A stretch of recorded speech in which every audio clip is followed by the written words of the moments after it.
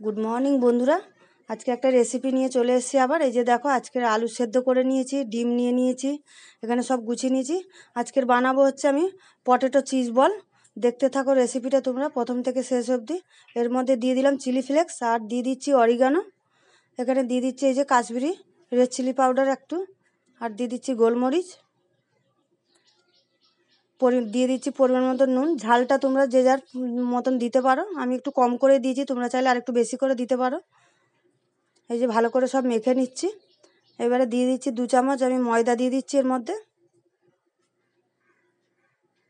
আবারও ভালো করে মেখে নেব।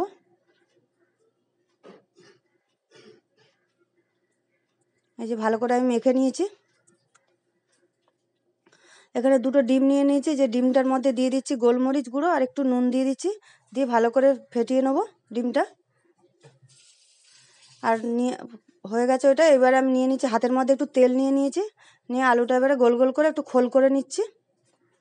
এই দেখো, গোল গোল করে খোল করে নিচ্ছি। এই খোলের মধ্যে আমি দিয়ে দেবো একটু চিজ, দিয়ে দেবো ভেতরে, দিয়ে মুখটা মুড়ে নেব। এই দেখো চিজ দিয়ে দিয়েছি, দিয়ে মুখটা মেরে নিচ্ছি। এই যে মুখটা চেপে দিলাম, দিয়ে এবারে গোল করে নিচ্ছি ভালো করে। পরপর আমি এইভাবে বানিয়ে নেবো সব কটা। প্লেটের মধ্যে একটু ময়দা ছড়িয়ে দিয়েছি যাতে প্লেটে আটকাবে না। আর এখানে নিয়েছি আমি ব্রেড ক্রাম্ব নিয়ে নিয়েছি, আর ডিমটার মধ্যে যে ডোবাবো।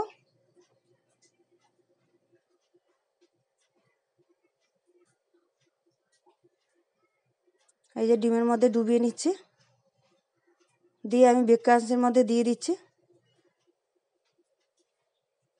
আমি একবারই কোট করেছি, তোমরা চাইলে 2বার করতে পারো।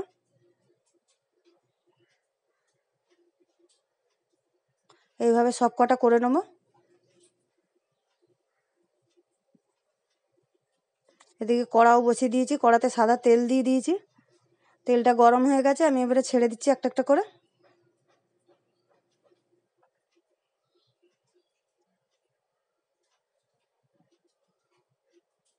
এই যে দিয়ে দিলাম, এক পিঠ হয়ে গেছে, উল্টে দিচ্ছি।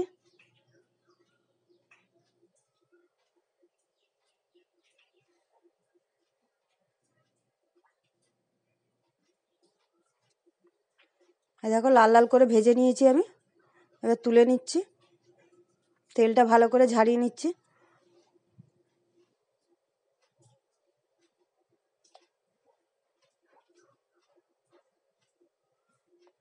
আবারও দিয়ে দিচ্ছি। এইভাবে আমি সব কটা ভেজে নেব।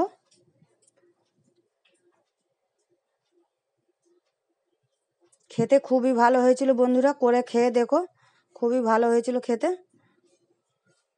এই যে রেডি আমার পটেটো চিলি বল। এই দেখো কি সুন্দর এগুলো গলে গেছে, চিজটা গলে গেছে ভেতরে।